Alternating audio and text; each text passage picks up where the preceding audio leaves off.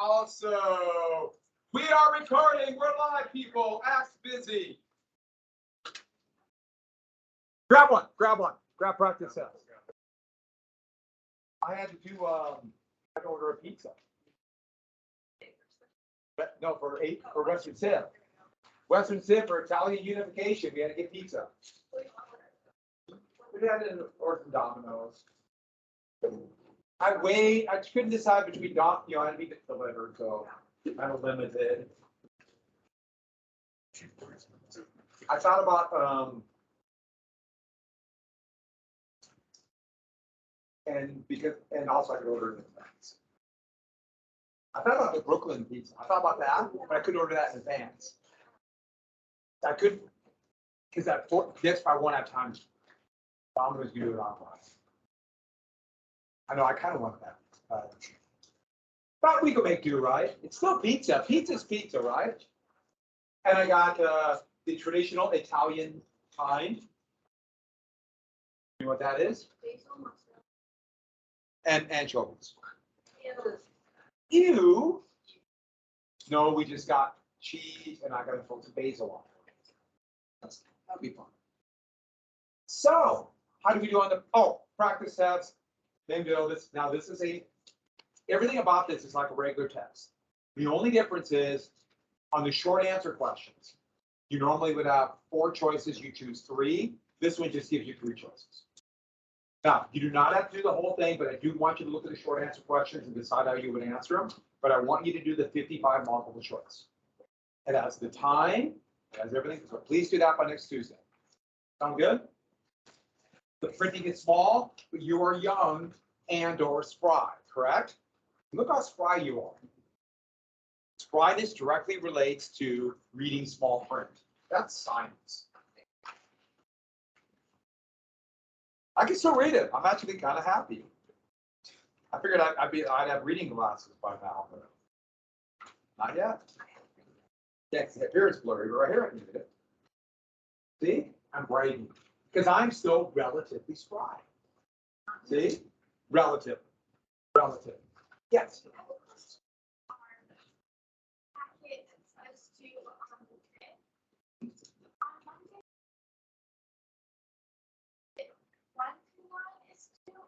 No, 1 through 6 and 9.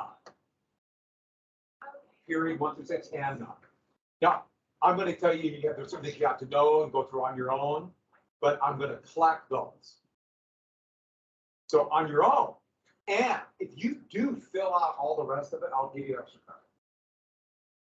And I said I would do that on the periods 7 and 8. But I already told you part of period. My number 8. I've already assigned out of the review book to those things you need to know, but I'm not assigning that. And when's the review session? Sunday, what time? Where are we going to meet at? What door you have to come in at? The back door, the double doors back there. I'll have it open about 6:50 or 5:45. I do have to shut it. And so if you have to come, you might be late. Please tell a friend so you can call real quick and someone can run out. And if you have to leave early, I certainly understand. And I'm sorry if you can't go, but I would highly recommend you going. I will go over. It's amazing how much stuff I go over. And I'll give you a few things. I have some great study tips and a few things to give you. We do it now term just so we can spread out. I don't like it. Okay, let's take out that practice test I gave you. How did we do? Now remember, 60 to 65% or better. You've done okay. You know, well. I mean, of course, you'd like to do better than that. But don't worry about 90, 80, 70, 60. It doesn't work that way. And you'll notice I was going back through the questions again. There are a few of them that are written like, right? We all know, correct? What do you do if you get a question like that? Put a little mark, move on, then go back. Don't waste your memory and your patience on that one. Go back. Maybe something will pop in your head. Maybe things will make more sense when you go back to it. And if that doesn't happen, take your best guess and put something down, right? Make sense? Who got lesson 5 wrong? Oh, not bad. Who got less than 8 wrong? 8 or less. So most of you, that's good. Okay, so I would also like you to do one more thing on your own. This is a review. Read. I've read the chapters on there. I've already signed section 9, but make sure you go through. I have the problem with having 2 different books.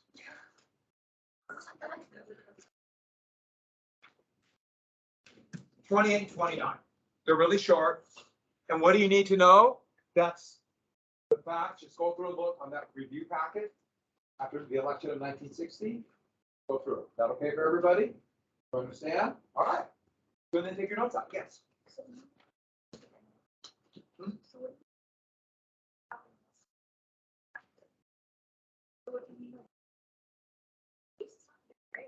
I'm sorry, I understand. What are you talking about?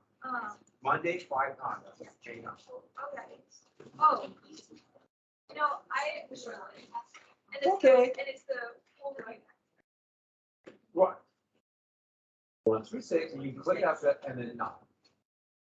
Yeah. But if you do 7 and 8, I'll give you extra credit. You feel that? All right. Now hand in 2 files. Hand in your answer sheet and also hand in the questions.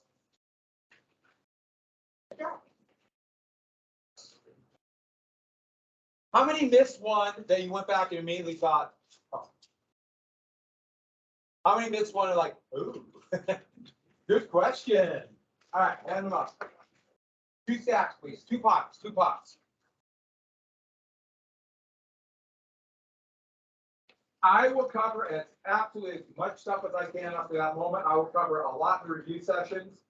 A few people came at lunch yesterday, but not that many. I answered a few questions. If you want to come at lunch on Monday through Wednesday, I'll be glad to help you. If you don't come, I won't help you. But I will give up my time to do that if you want the help. And same deal. Review sessions, I am helping you. I'm going out of my way, giving up my time for you. So make sure to take advantage of that. Okay, so same deal. I'm going to put these last 3. I'll lump them all together and give you a point together.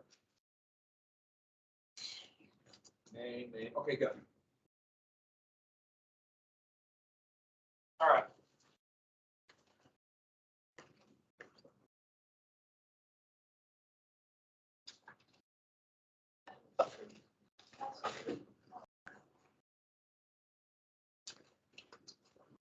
Okay, so went through, what is it called when you design something for it? Yeah, planned obsolescence. And that is so much of our disposable society. And of course, there'll be implications for this down the road. But you understand the idea. They could produce some more because of economies of scale. It was purely thinking, keep demand high. And so long-term thinking sometimes can be difficult, even though they kind of did think about it. I mean, they knew by the early 1940s that easy to get oil in the United States is going to run out in 20 years. They do that by then. So they're already thinking, ooh, we got to find different sources. Easy to get oil. There's still a lot of not easy to get oil, like really expensive to get, but that's coming down the road.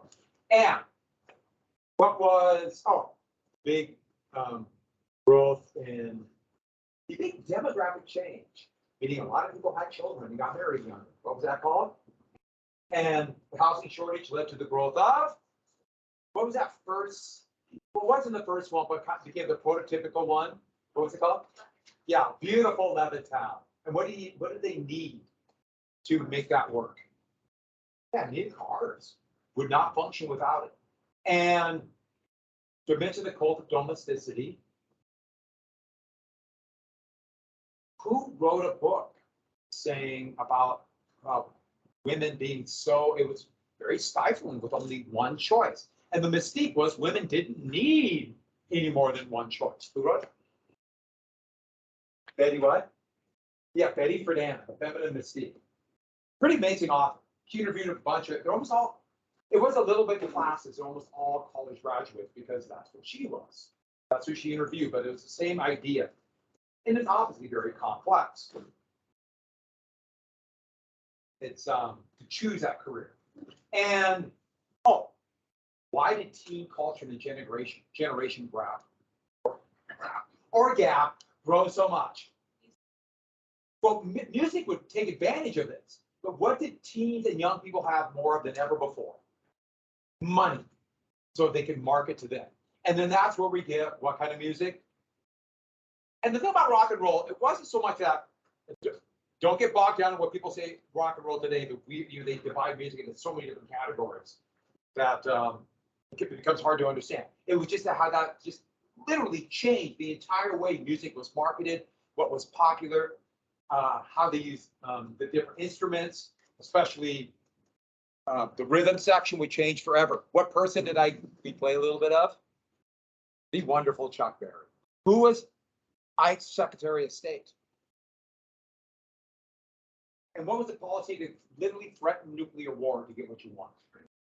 Yeah, brinksmanship. Did we get to the new look? And did we get to nuclear testing? Yeah. Oh, the two islands. Oh, very good. So I showed you my family pictures. I got to be honest with you. I've driven across South Dakota.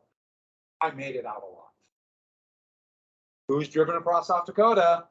Wow. Did you go to Wall Drug? Yeah. Yeah. Anybody else? Was it as cool as you thought it would be? If you don't know what it is, you can't really explain it. Imagine Goofy Plains tourist trap. Is that fair to say? Okay. So on this note, get rid of this. I clicked the screen and the whole thing went off. I want to go on record as saying this. I love all the updates that make things more convenient by making it more difficult to use. It's them. They're trying to. I don't even know what I did.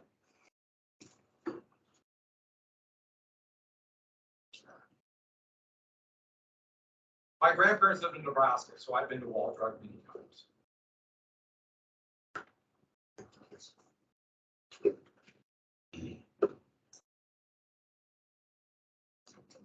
One more time with that picture. It is awesome. All right, so we got to my family photo, cat here. I don't want you to write this down, but this shows the limits of brinkmanship. Is the United States now, or was it then, really willing to blow up the world for two basically uninhabited islands that both could get the hell in the bow? As it turned out, no. Fortunately, Red China was not willing to go to another war. It was blustering. But this will come up in 56 all the way through today. See what's happening in Ukraine now, and there are some people in the United States saying we should do a no-fly zone, which means war. Are you really willing to risk nuclear war? Maybe, I don't know, that's a different choice, but really? You got to think of the consequences. So the limitations came out really clear. And so we need something here. This is kind of a big deal, right? Blowing up the world. We need a palate cleanser. Who agrees with me? Right?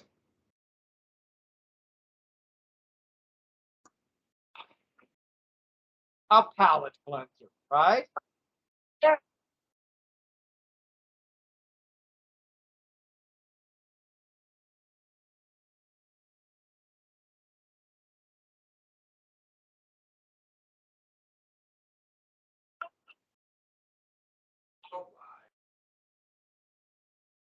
You people. So they found out really quick that the world was far too complex. Far too complex for brinksmanship. And that's why they decided covert secret operations with this brand new thing called the CIA. John Foster Dulles, right here, his brother Alan Dulles was put ahead of the CIA. He was involved in spying in World War II. And so the thought was they would talk about the fight for democracy and make this a fight for democracy, but do covert actions that most Americans had no idea what was going on.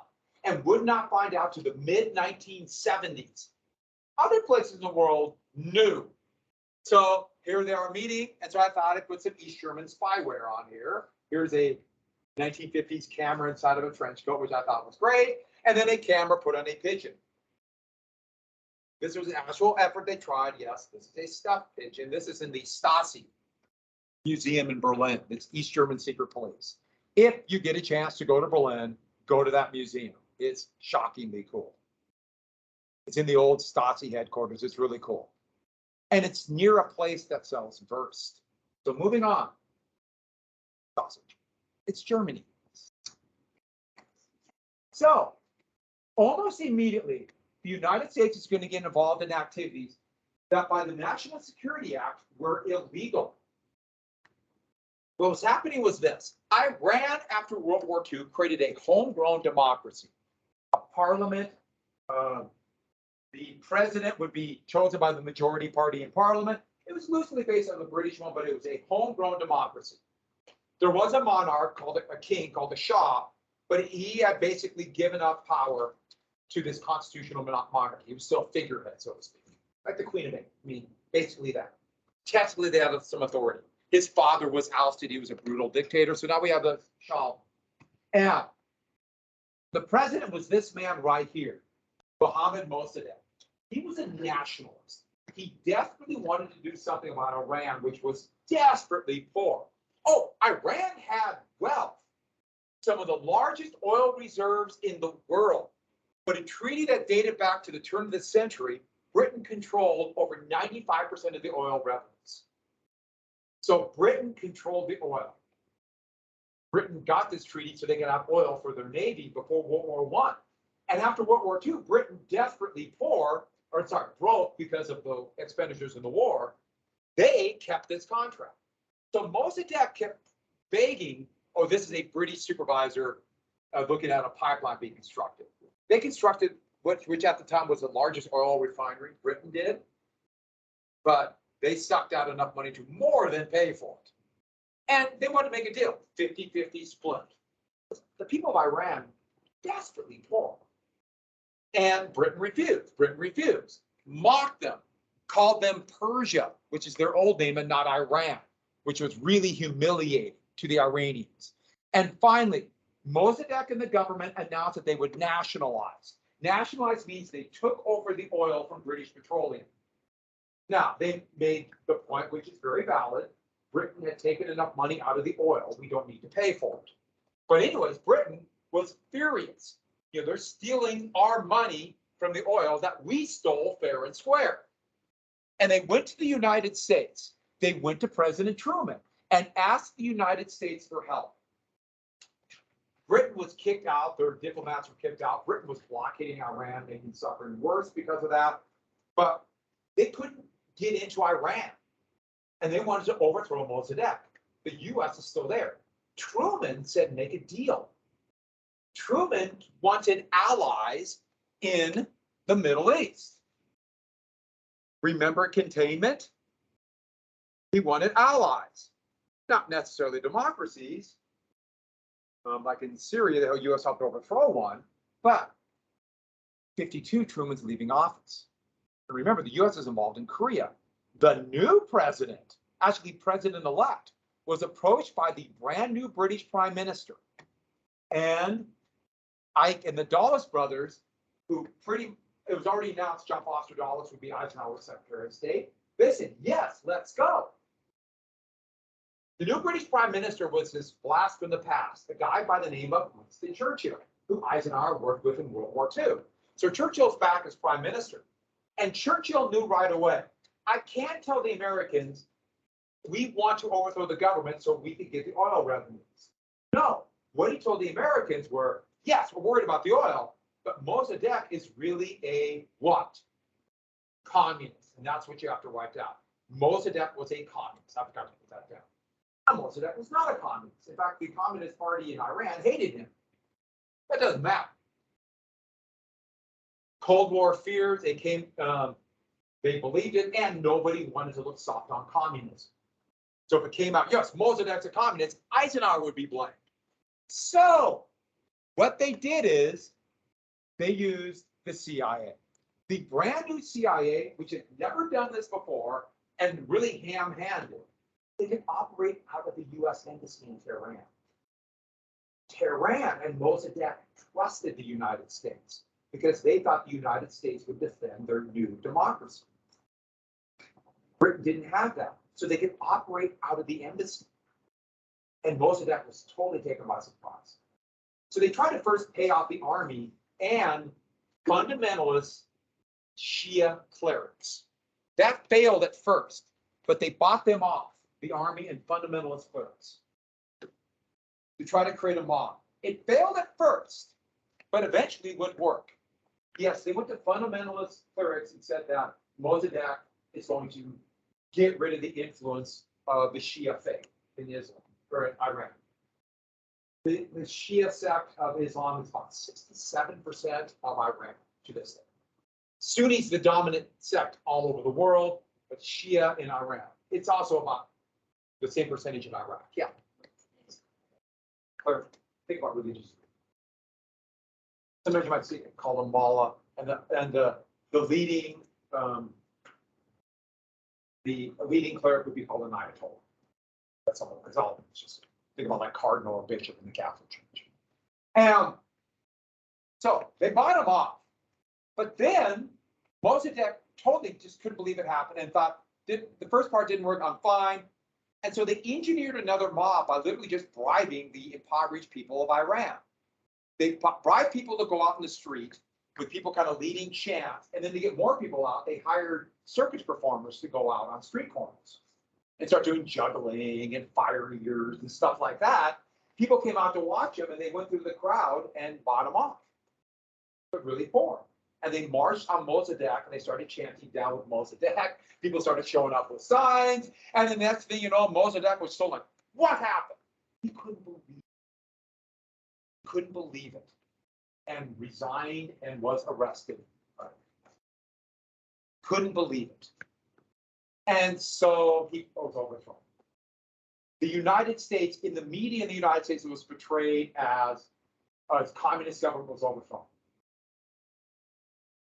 Communist government was overthrown, democracy on the march. Yes. Beloved. Except for the army didn't trust him because he was taking away power from them. The Shah actually fled the country. Yeah, the king. And then when he found out, ooh, the army's on my side, and the Communist Party didn't want it because they thought he was going to or not replace it with communists and not ally with the Soviet Union. And back in power with the Shah Reza Pahlavi. When I was growing up, he was so well known. It was just simply the Shah of Iran. So here is from Time magazine. What is it, 75 or 76? The Emperor of Oil. And what happened to the oil? Anybody want to guess? 40% went to Britain. Eventually that company, or the British government would create a company that's now independent. You might have heard of it, called British Petroleum, or BP. And then the Arab American Oil Company would get 40%. And that was a consortium of big oil companies, now basically Exxon. They got 40%. And then 20% went not to Iran, went to him, the Shah. He got it. So he would become one of the richest men in the world. He gave some to Iran, built a massive army, a huge secret police. And what kind of government did he create? One of the nastiest dictatorships in the Mideast. And that's saying a lot.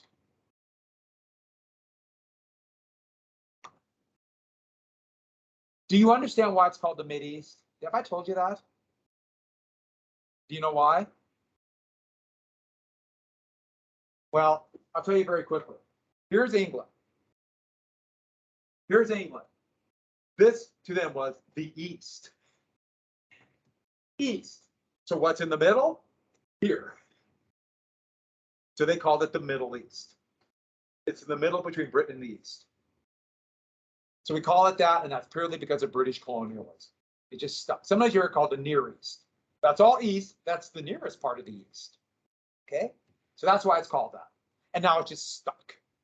So, dictatorship. They had a secret police. They arrested every political opponent. They were infamous for their tortures.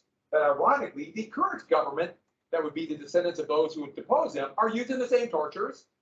And they would torture, murder, arrest people without trial, all their political opponents. And the problem with that is all political opponents then, kind of the middle of the road ones, they're going to shut up because most people don't want to be tortured. And the only ones around would be the most fundamentalist Sunni Muslims. And this is going to be an example of what we call blowback, the unintended consequences of intelligence actions. They were thinking purely, we'll make sure no government can be there just in case they're communists, and oil. Without doubt, they want to control oil. They didn't think it would turn out the way it was going to turn out, but this would forever change the world. This would set a very dangerous precedent. And the reason why this is so important, not even for what it did in Iran or the Iranian people, it's that everybody knew. Everybody outside the United States knew or suspected, and you can imagine how this would be exaggerated. All these problems must be the US again, even when the US didn't do it. So, fundamentalist Islam rose as the major opposition, Shia Muslims. And eventually, in 1978, there would be a violent revolution to overthrow the Shah. Now, there'd be Democrats. They would be small d Democrats, so they wanted democracy, carrying pictures of Mossadegh. And they blamed, see this? And this was made for Western media in 1978, the US. Now, the US did do this. The CIA did train their secret police. They did sell them billions of dollars in weapons. We had secret CIA air bases in Iran and radar facilities because it's on the Russian border. So the US most certainly helped prop them, but also the Iranian people allowed this for years. So it's complex. They blamed the United States, which is really convenient. So when this happened, a lot of Americans had no idea why they're so mad at this. Why are they mad? No Americans knew about this for sure until 1976. By then, it's been a long time ago. I haven't forgotten to this day. But they've done it once, the United States. What will the US do? What would you think they would do? Now, will they? Yeah, that should be American laws, kind of to promote the overthrow of the Iranian government. There's some issues here. But, will this have any other consequences? Oh, yeah. The Shah would run away with his money, caught cancer. The US would allow him in for cancer treatment. He would die in the United States. But they thought, here they come again. Iranian students stormed the US embassy, and that's supposed to be an apostrophe, not a quotation. Sorry about that. In '79, and held 52 US diplomats and Marine guards hostage for 444 days in Iran. And thus kind of making, and so then the authoritarian, now very much basing their authoritarianism on their religious beliefs, but also just oil and everything else and land. So this terrified countries nearby. For example, a country that is a Shia majority but a Sunni king, or I'm sorry, a Sunni dictator. Oh, I jumped the gun. Russia was worried it would spread to Afghanistan. Afghanistan just kicked the Russians out. It was a puppet state. So the Soviets invaded Afghanistan to put in a pro-Soviet government. I'm sure this will have no consequences down the road. How long has there been a civil war in Afghanistan? Since then. For Afghans. They've never known peace. And most of the people's lifetime have been constantly at war. A lot of them, no idea why. No idea why. And so what did the United States do?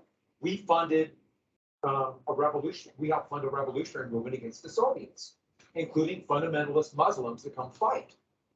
This one really rich Saudi created what he called the base to recruit fundamentalists, mostly Sunni Muslims, to go to Afghanistan to fight the Soviets. His name was Osama bin Laden, and the term for the base is Al-Qaeda. This is what we call blowback. would attack the United States on September 11th and won. You see why Iran's a big deal. Iran's neighbor, a country called Iraq, worried that revolution might spread, would attack. Their dictator, kind of supported by the United States, was this guy named Saddam Hussein. Have you heard of him? Do you see why this is a big deal? And then after this would lead to Iraq devastating their economy. They would attack Kuwait, lead to the first Gulf War, the second Gulf War. I can keep going. The blowback is huge. No, it doesn't mean people don't make their decisions, but it's going to lead to real issues down the road and set the precedent. The US will do this many more times. But also, everybody's going to think the United States is doing it. That's almost as important. Think of how many conspiracy theories are going to come out of this. Across the Middle East. Hey, let's get to Latin America. Guatemala, 1954. So there was a homegrown democracy. They ousted a dictator that had been there since the 1920s for basic diplomacy. And his name, there he is right there. Cabo Arbenz. He too was a nationalist. He's a former army officer. And the big problem there was unbelievable poverty. The vast majority of Guatemalans lived as peasants and were basically indentured servants working directly or indirectly for United Fruit. We mentioned them before in basic diplomacy. And isn't this the most amazing, and this is real, poster for United Fruit? I'm not sure what it's saying, but I find it rather threatening. They were the octopus. They controlled most of the arable land and therefore the government. They owned about 50% of the land in Guatemala, and most of the rest were owned by large landlords who were selling their crop to United Fruit. What's their crop? Of course, bananas. Arbenz decided, in this new democracy, the majority party, and they call themselves Democratic something, can't remember the exact term, wanted land reform. What's land reform? They're going to vote, they're going to make United Fruit sell the land and give it to, and I think I have that in here. You look. No, I would never do that. If you go to page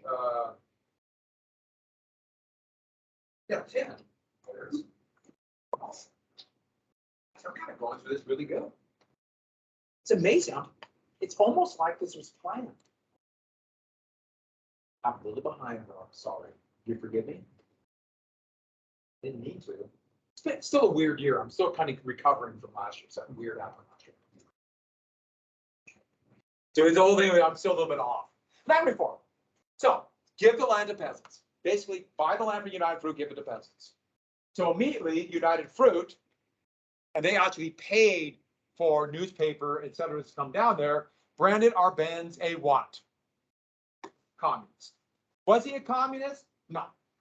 Now, he would, after the U.S. boycotted them, turn to, I better protect myself. They actually went to Czechoslovakia, which was behind the Iron Curtain, which was a terrible mistake for them. But as you can see for this mountain valley. So, fresh from their success in Iran, the CIA began to organize a force in Honduras. Why Honduras? Neighbor, friendly dictator. And they began to create an army. And the thought was they would just get a bunch of Guatemalans, or not. They just wanted bodies, hastily train them, find some army officers who were angry at the reforms that Arbenz was doing, rivals of him from the army, and they dubbed them freedom fighters. In fact, you'd see them called the moral equivalent of the American bounty law. That was used a lot in 54. Now, the CIA was totally hidden for most people. So don't forget, for most Americans, they had no idea the CIA was doing this.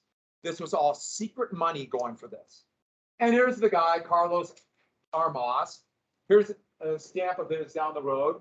I find that a rather unfortunate mustache, but create this army. That was they marched across the border. Arbenz would collapse. Armas would take power. But failed miserably. They tried to trigger an uprising and it failed. So the CIA faked it. They knew most of the people in Guatemala had very little access to communication, some had radio. So they created a very powerful CIA radio station that drowned out Guatemalan radio stations and announced fake reports of Armas's army advancing mile after mile. And then they got old World War II planes and put CIA pilots in them, but said they were freedom fighters. Like no one knew they were CIA pilots. Well, Guatemalans. And they buzzed Guatemala City. There's nothing our Benz could do. So you can imagine what's going to happen when these planes are flying over and you think, oh, we're losing. And then they put big speakers on the roof of the United States Embassy in Guatemala City and blasted battle sounds. And so people thought there was fighting on the outskirts of the city and started to panic. And our Benz, knowing it was garbage, but realizing that West must be out. They'll keep coming. I don't know if they would have, who knows what would have happened, but he resigned. He resigned, and that ended that. What kind of government did Armas create that would be there for the next 35 years? A democracy. No. It was called Democracy on the March. Can you watch some of these newsreels talking about the red forces are on the run? No, created a really nasty dictatorship. And this told other people in Latin America, you better have a government like this or they're coming. Once again, Americans did not know about this, heard rumors until 1976. I should have, that's why when President Nixon went down to Venezuela, he did a tour of Latin America. And this happened all over South and Latin America, where his tour in 1959. But in Caracas, they stormed his car and started shaking it, and Secret Service agents thought he might be assassinated there by angry crowds. And people were going, God, it must be the communists on the march. Oh, that could have been. Who knows what their view was? But what the big thing was, they all knew about Honduras. I'm sorry, about Guatemala. They knew about Honduras. And so with that,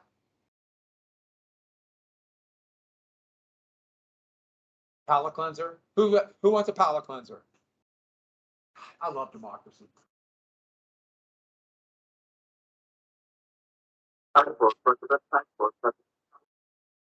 See?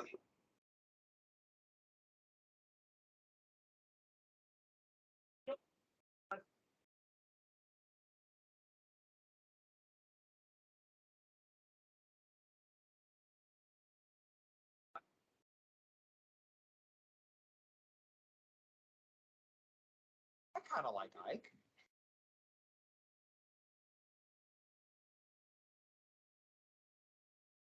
Okay, let's go to French Indochina. The 50s was a heck of a decade. So, French Indochina, the old French colony, after World War II, the French wanted it back, partially for French prestige. And this is going to initiate a guerrilla war. Now, the United States and Truman, or the United States and Roosevelt, actually basically were thinking, we got to get rid of this colonization. That's part of the reason, imperialism was part of the reason for World War I and World War II. But Truman almost immediately is thinking Stalin and Cold War. And so the United States is going to support the French to get back their colony. And the irony should be huge. Remember, the United States started as colonies that were being controlled by an imperial power and won their independence. But this became Cold War. Well, the guerrillas were a group called the Viet Minh. And the Viet Minh were basically just nationalists. They want independent nations, an independent Vietnam, an independent Laos, an independent Cambodia. But their leader was Ho Chi Minh. Ho Chi Minh, a former teacher, he actually was at Versailles trying to get independence back after World War I. When he was ignored there, he said, well, only the Soviets are going to help me. So he was a confirmed socialist. And yes, he was getting aid from China. China and Vietnam hated each other, but the enemy of my enemy becomes my friend. So there's Ho Chi Minh. And this is actually a really good picture. This is 45. And these are with U.S. advisors. Ho Chi Minh fought against the Japanese invaders. And so the U.S. was supplying him with aid. And then as soon as the war ended, we pulled back and helped the French. And so this bloody, horrible civil war. Here's him now, that's 10 years later. He would be quite old. He would die in 1969. He was already pretty old by the time they'd win their independence. So he spent his whole life fighting for independence. Well, but once it came out that he was a socialist, he's a communist. And who knows what kind of government they would have created. I mean, that's not even the point. The point is now it's domino theory thinking. If they lose there, Japan is next, and then what? What? Wyoming, exactly, like a row of dominoes. And so Truman started sending aid.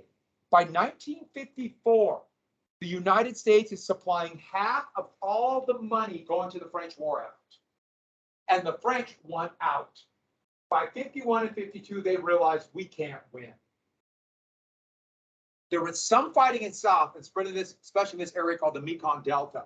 But in the north, in the rugged mountain jungles up here and right next to China, the Viet Minh was doing very well. In fact, the French could only hold a few cities around the capital, Hanoi. That's it. So they wanted out. And so they tried one more big operation, more than anything else, to give them a position in some kind of peace talks, even though the US didn't quite know this. And so these are French troops, and they're with American weapons. They would eventually send almost 600,000 troops. Many of them would be former Nazis, they just kind of ignore because they needed troops. That's how they did it.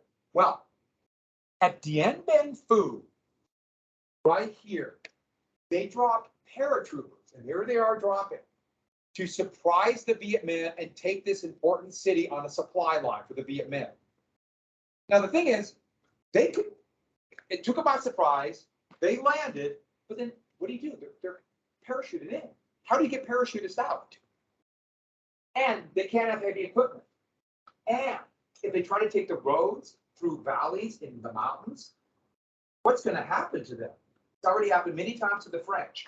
Mountain valleys, rugged, they drive through. What's going to happen? Lydia?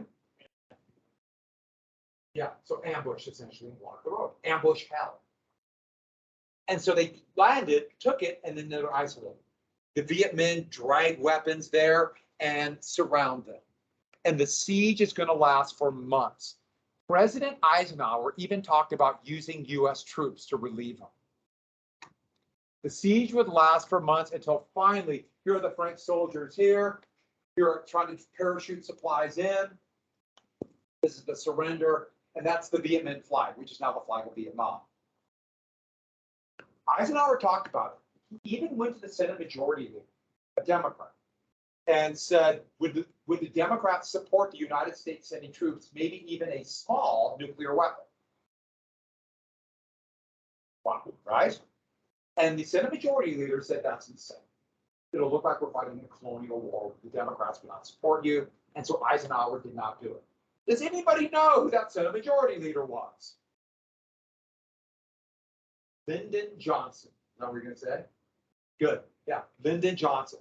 What's ironic about Johnson? He'd be the president who would commit forces to the Civil War in the South a decade later. So new in 54, and then because of horrific political calculations, would send troops in 65. This is going to lead to the Geneva Accords. And the French are going to bet. By the way, the US is mad. They're letting the communists win. But yeah, who knows what would happen, because almost immediately civil war is going to start. At the Geneva Accords, Geneva, Switzerland, neutral, that's why they had it there. They're going to divide it up into 4 countries. 4 countries. Laos and Cambodia, North and South Vietnam. Ho Chi Minh's in the north. Ho Chi Minh's in the north. So a government will have to be created in the south. But in 1 or 2 years, depending, it's kind of one of those, will leave it up in the air, there'll be elections to unify the north and the south. There'll be an election. But it would be very clear, without a doubt, Ho Chi Minh and his party would easily win the election and unify under the government of Ho Chi Minh. There's no doubt. Everybody knew it, including the United States. So the United States, and there's John Foster Dulles talking about it. went, actually, it's the same map. The United States went to the South and said to the South, don't have the elections. And the South said, the North will cheat. It'll be a corrupt election. You know, it's good have been. I don't know. Both sides probably cheated. But they nixed the election. So now two Vietnams. The United States supporting the South and the North. With Chinese, very reluctant Chinese aid, but now the Soviet Union. Kind of for prestige. Is now enemy of my enemy. Rivals will show you. So this is going to lead to the Vietnam War. And what is the goal? The United States goal is two Vietnams, was two Vietnams. So therefore a permanent South Vietnam. So the fight is against, do we want one Vietnam or two? Now we can argue what kind of government, one Vietnam, two government, but this is two Vietnams or one. That's the fight. So the United States, a guy who fought in the French his whole life, but kind of like what happened in Korea, he didn't live there. The United States helped him come back. His name was Nguyen Diem. That's as close as I can pronounce it.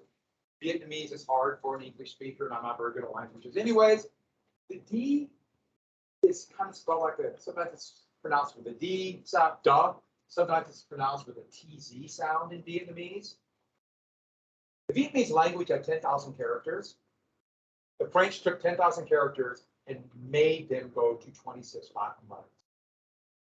So it's a confusing alphabet for English speakers. And the US would ally with them. Kind of like NATO, there's a group called CETO, Southeast Asia Treaty Organization. So we could claim we're defending them. And there's Nguyen, there's Diem, Dulles, Eisenhower.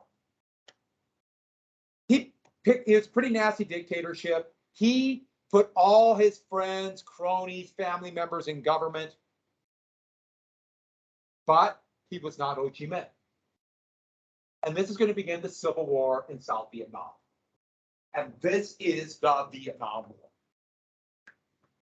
Now, the National Liberation Front would be created almost immediately to fight against this South Vietnamese government with the goal of one Vietnam. And these were nationalists, a whole hodgepodge of different people, fearful of Diem because he was Catholic. Catholic equaled French to their eyes. Think about colonization. The French kind of forced some to become Catholic, so that represented that. But I want to be very clear. They were directed from the north, and almost immediately. So even though most of the soldiers were Southerners, it was directed from the north. It wasn't quite an invasion, but the North sent weapons and leadership. But Diem called them the Viet Cong. What did Cong mean? Communists. And he knew that would get the biggest reaction out of whom? What countries? Yeah, the United States. And did. So that's where you get the Viet Cong. And here the VC, that's where it comes from. Now they're fighting for one Vietnam, and yes, they're almost certainly socialists. They were directed from the north. Part of the anti-war movement against this in the 1960s will say it was purely a civil war of the Southerners. That is not true. And I should add, when the United States started sending troops, what did the North do? They started sending. So it escalated. So that's the beginning of the Vietnam War. And it would, so Eisenhower, do I have this down? Eisenhower would be the first American president to send US troops to train the South Vietnamese government in 1959. And that's when it started for the US with troops. So if you go to Washington, D.C. and go to the Vietnam Memorial, which is it was really controversial when it's made. It's supposed to look like a knife gash into the ground. It has casualties, somewhat in order they're reported from of US, not casualties, I'm from US deaths. And the first deaths, 1959. The most deaths would be 1968. But they would go all the way till 1975.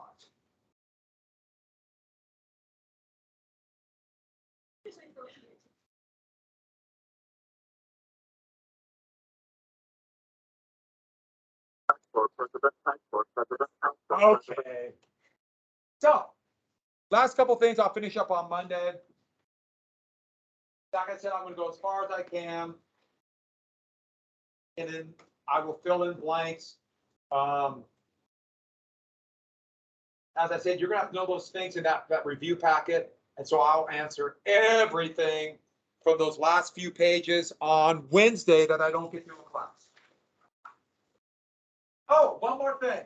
If you're not going to be here on Sunday night, I'll try to record it, but I would highly recommend, but I understand you have conflicts, I understand that. But everybody, bring your review packet on Monday. Everyone hear me? No, just bring it. I'm gonna go through and just, I'm running out of time. So I might start filling in things throughout.